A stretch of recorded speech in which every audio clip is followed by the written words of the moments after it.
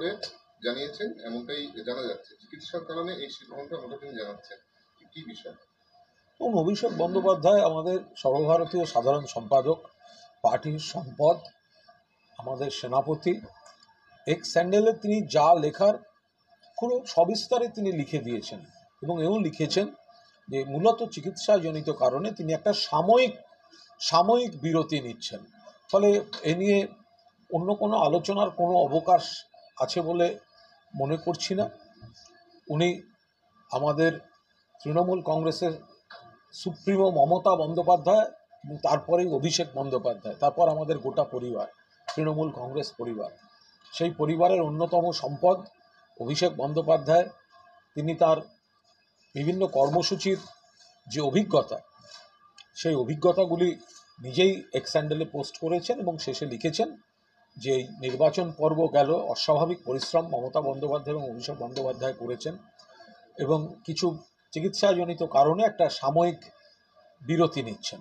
তো সুতরাং এর অন্য কোনো ব্যাখ্যা বা অন্য কোনো আলোচনার দিক নেই। যা লেখার উনি নিজে খুব স্পষ্ট করে লিখে দিয়েছেন। একটা প্রশ্ন, যে নিজের শেষে এসে একটা জায়গায় লিখছেন যে উনি বিরতি নিচ্ছেন এবং আশা করবেন যে সরকার দ্রুত গতিতে বিভিন্ন কাজ করবেন। তাহলে কি সরকারের এই গতি নিয়ে অনেক কোনো প্রশ্ন উনি তুললেন?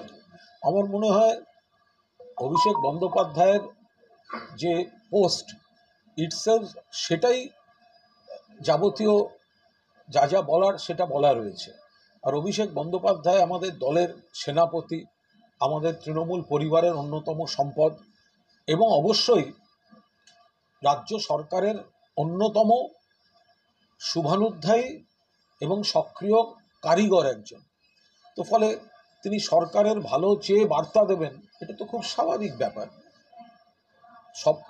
আমাদের সকলের নেত্রী যেমন মমতা বন্দ্যোপাধ্যায়, অভিষেক বন্দ্যোপাধ্যায় তিনি নিজেও বলেন তার নেত্রীও মমতা বন্দ্যোপাধ্যায়। ফলে অভিষেক বন্দ্যোপাধ্যায় যে রাজ্য সরকারের শুভানুধ্যায়ী এবং রাজ্য সরকারের ভালো চাইবেন, ভালো চেয়ে কোনো বার্তা দেবেন, এটা তো অত্যন্ত প্রত্যাশিত এবং স্বাভাবিক ব্যাপার। সোহম চক্রবর্তী, তার বিরুদ্ধে এবার অভিযোগকারী হোটেল মালিক, তিনি হাইকোর্টের দ্বারস্থ হয়েছেন এবং বলা হচ্ছে যে অভিযোগ সত্ত্বেও কোনো ব্যবস্থা নেওয়া হচ্ছে না, পরিবারকে হুমকি দেওয়া হচ্ছে, এমনটা অভিযোগ করছেন হোটেলের মালিক। দেখুন, এই অনভিপ্রেত ঘটনাটি ঘটার পরই সোহম চক্রবর্তী কিন্তু দুঃখ প্রকাশ করেছিলেন এবং বিষয়টি কার্যত মিটে গেছিল। তো ফলে যদি কোনো ঘটনা ঘটে থাকে, একতরফা তো কিছু ঘটে না, এক হাতে কোনো তালিও বাজে না। তো যে ধরনের অভিযোগগুলো সোহম করেছিলেন এবং তার পরিপ্রেক্ষিতে সোহমের কিছু ধৈর্যচ্যুতি ঘটেছিল, সেই রেস্তোরাঁ মালিকের কোনো কথা বা কোনো কিছুতে তার ধৈর্যচ্যুতি ঘটেছিল, কিন্তু তার যে পদক্ষেপ, তার জন্য তিনি দুঃখ প্রকাশ করে নিয়েছেন।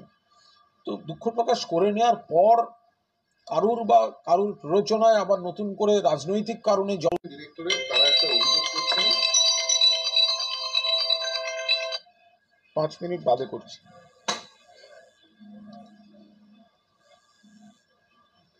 না, হতে পারে, আমি একটু বাদে করছি, আমি একদম ইয়ের মধ্যে আছি, একটু বাদে করছি। এনফোর্সমেন্ট ডিরেক্টরেট তারা চার্জশিটে একটা অভিযোগ করছে, যেখানে বলছে যে বিক্ষোভ ঠেকাতে, বিক্ষোভ ভাঙতে, আন্দোলন ভাঙতে বিক্ষোভকারীদেরকে 12 জনকে অবৈধভাবে চাকরি দিয়েছে রাজ্য সরকার, এসএসসি, তৎকালীন মিনিস্ট্রি থেকে নাম পাঠানো হয়েছে। আমরা তারা যে নথিতে এসব লিখেছেন সেগুলো দেখিনি, জানি না, এ নিয়ে কোনো মন্তব্য করতে পারবো না। বিচারাধীন বিষয়, যার বা যাদের বিরুদ্ধে অভিযোগ তারা এবং তাদের আইনজীবীরা এ বিষয়ে বলতে পারবেন, এ ব্যাপারে কোনো মন্তব্য করব না। আমার কেন্দ্রীয় দল 23শে জুন আসছে, 23 তারিখ আসছে শোনা যাচ্ছে কেন্দ্রীয় দল, এবং তারা জঙ্গলমহলের জেলাগুলিতে নিরাপত্তার জন্য বরাদ্দ অর্থ কীভাবে খরচ হয়েছে তা বিস্তারিত জানতে চাইবেন। কি মনে হচ্ছে হঠাৎ করে আবার কেন্দ্রীয় দল রাজ্যে? 350 কেন্দ্রীয় দল এসেও কোনো অস্বাভাবিকতা কিছু খুঁজে পায়নি। ভোটের আগে এটা নিয়ে ইস্যু করতে গিয়ে হোঁচট খেতে হয়েছে ভারতীয় জনতা পার্টিতে।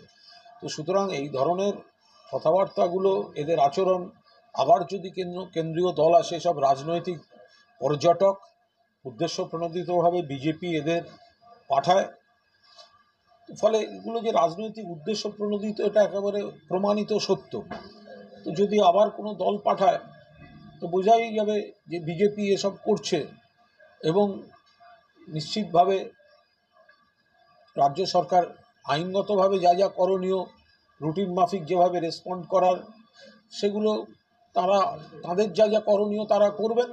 আর রাজনৈতিকভাবেও মানুষের কাছে এগুলো তুলে ধরার জন্য যা যা করা দরকার সেগুলো আমরা করব। ঠিক আছে? না আছে পদ ছাড়তে চান রাজ্যের সিলেবাস কমিটির চেয়ারম্যান। যে পরিকাঠামো আছে সেই পরিকাঠামো নিয়ে সিলেবাস পরিবর্তন করা সম্ভব নয়, এমনটা তিনি বলছেন। সম্পূর্ণ তাঁর বিষয় নিয়ে দলের কোনো মন্তব্য থাকতে পারে না।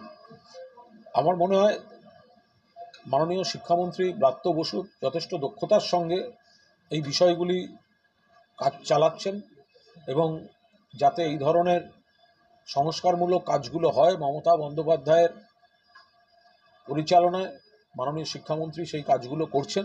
এরপর ব্যক্তিগতভাবে কে কি মনে করছেন বলতে পারে। কুণালদা, যেখানে 38% উইমেন দেখা গেল তৃণমূল কংগ্রেসের সংসদে, সেখানে মোদী 72 জনের যে মন্ত্রিসভা, সেখানে মাত্র 7 জন মহিলা, তার মধ্যে 2 জন মাত্র ক্যাবিনেটে। নারীদের প্রতি কি বৈষম্যমূলক আচরণ করছে না? আমরা তো বারবার বলছি যে মহিলাদের আর্থিক ক্ষমতা, সামাজিক ক্ষমতা, অধিকার প্রতিষ্ঠা, এগুলো মমতা বন্দ্যোপাধ্যায়ের নেতৃত্বাধীন তৃণমূল কংগ্রেস যেভাবে করে ভারতবর্ষের অন্য কোনো দল সেটা করে না। 38% আমাদের মহিলা সাংসদ, 38। সেখানে নরেন্দ্র মোদীর সরকার 72 জনের মন্ত্রিসভা, মাত্র 7 জন মহিলা। অনেক বেশি সংখ্যক মহিলা হওয়া উচিত। এরা মহিলাদের সম্মান দেয় না, কাজের ক্ষেত্রে পরিসর দেয় না, অধিকার প্রতিষ্ঠা মানসিকতা এই ভারতীয় জনতা পার্টির নেতৃত্বে নেই। আমরা সেই কারণেই বারবার বলি যে মা বোনেদের অধিকার প্রতিষ্ঠার জন্য তৃণমূল কংগ্রেস মমতাদির নেতৃত্বে নজিরবিহীন পদক্ষেপ নিয়ে চলেছে, যেটা ভারতবর্ষের অন্য কোনো দল করে না, বিজেপি তো নয়। ফের রাজ্যে বার্ড ফ্লু এর একটা দেখা যাচ্ছে, প্রথম দেখা যাচ্ছে 5 বছর পরে রাজ্যে বার্ড ফ্লুর আতঙ্ক, এবং এখনো পর্যন্ত 2 জনের বার্ড ফ্লু এটা পাওয়া গেছে। তো স্বাস্থ্য দপ্তর জানিয়েছে কোনো ভয়ের আতঙ্কের কোনো। এটা রাজ্য সরকার, স্বাস্থ্য দপ্তর, প্রশাসন যা দেখার দেখছে। অহেতুক আতঙ্ক ছড়ানোর কোনো প্রশ্ন নেই। এই আতঙ্ক ছড়ানোর মধ্যেও কিছু কিছু ক্ষেত্রে বহু চক্র কাজ করে, কারণ এর সঙ্গে মূল্যবৃদ্ধি, চাহিদা এসব তৈরি হয়ে যায়, দাম ওঠা পড়া। ফলে রাজ্য সরকার, স্বাস্থ্য দপ্তর বারবার বলছে অহেতুক আতঙ্কিত হবেন না, যা যা করার সেগুলো রাজ্য সরকার, স্বাস্থ্য দপ্তর, প্রশাসন করছে। কালকে মমতা বন্দ্যোপাধ্যায় প্রশাসনিক বৈঠকে মন্তব্য করেছেন, যাতে তিনি বলেছেন যে প্রশাসন যদি কার্যকরী ভূমিকা নিত 3-4টে আসন আরও বেশি তৃণমূল থেকে।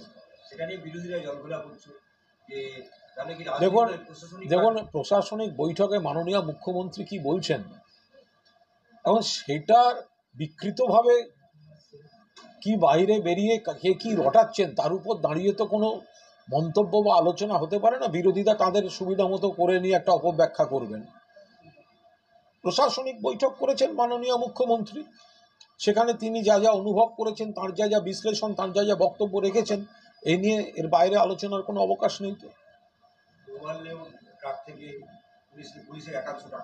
যেখানে প্রশাসনিক বৈঠক মানে তো প্রশাসনকে পরিচালনার একটা অংশ, তো সেখানে মাননীয় মুখ্যমন্ত্রী তার কাছে যা যা খবর থাকবে, তার কাছে যা যা রিপোর্ট থাকবে, তার কাছে যা যা বিশ্লেষণ থাকবে, তার উপর দাঁড়িয়ে তিনি পরিচালনা করবেন, নির্দেশ দেবেন। এ তো খুব স্বাভাবিক ব্যাপার।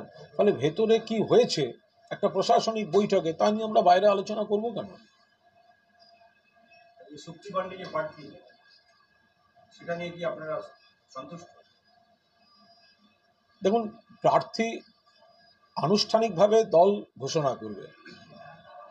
কিছু আলোচনা হয়েছে মাননীয় মুখ্যমন্ত্রীর নেতৃত্বে, এবং সর্বস্তরের নেতৃবৃন্দ তারা মাননীয় মুখ্যমন্ত্রীর বার্তায় খুশি, সন্তুষ্ট, উৎসাহিত। কিন্তু আনুষ্ঠানিক যে সিদ্ধান্ত সেটা দল যথাসময়ে ঘোষণা করবে। এখন নরেন্দ্র মোদী বলছেন মোদী কা পরিবার নয়, তিনি বলছেন হ্যাঁ, এটা পরিবারের কথা। আমরা হঠাৎ দেখলাম, হঠাৎ এইসব সোশ্যাল মিডিয়ায় অনেকের পরিচিতিতে মোদী কা পরিবার, মোদী কা পরিবার, মোদী কা পরিবার। এবার জনাদেশের ধাক্কায় মোদী কা পরিবার প্রত্যাহারের জন্য পোস্ট করছেন নরেন্দ্র মোদী। ভাবা যায়, জনগণের ধাক্কায়, জনাদেশের ধাক্কায় বাংলায় এবং ভারতবর্ষে প্রধানমন্ত্রীকে পোস্ট করে বলতে হচ্ছে মোদী কা পরিবার সরিয়ে দিন, সরিয়ে দিন, সরিয়ে দিন। ফলে এর থেকে প্রমাণিত যে মানুষের ধাক্কাটা বিজেপির বিরুদ্ধে ছিল, নরেন্দ্র মোদীর সরকারের বিরুদ্ধে ছিল, যার জন্য তাদের পরিবারের ভেতরেই এখন নড়বড়ে নড়বড়ে নড়বড়ে ভাব এসে গেছে এবং পরিবার দরকার নেই, মোদী কা পরিবার দরকার নেই, ওটা পরিচয় থেকে মুছে ফেলা হোক, সেটা বলতে হচ্ছে খোদ নরেন্দ্র মোদী। ওকে, থ্যাংক ইউ।